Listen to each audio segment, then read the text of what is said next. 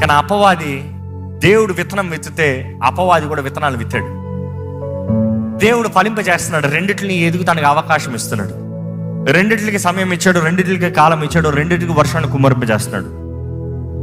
ప్రతిదీ let it grow, let see how it will grow, let it grow. అందుకని ఎదిగేవాడు అందరూ గొప్పవాడు కాదు, ఎదిగేవాడు అందరూ మంచివాడు కాదు, ఎదిగేవాడు అందరూ పరలోకానికి వెళ్ళేవాడు కాదు. అన్నీ ఎప్పుడు తేల్చబడతాయంటే తీర్పు తోడు తేల్చబడతాయంట. విత్తేవాడు యేసు ప్రభువే, కోసేది దేవదూతలు, శత్రు అపవాది అనుచరులు. అగ్నితో మండే గుండంలో దేవుడు పడేస్తానని తెలియజేస్తున్నాడు, హెచ్చరిస్తున్నాడు.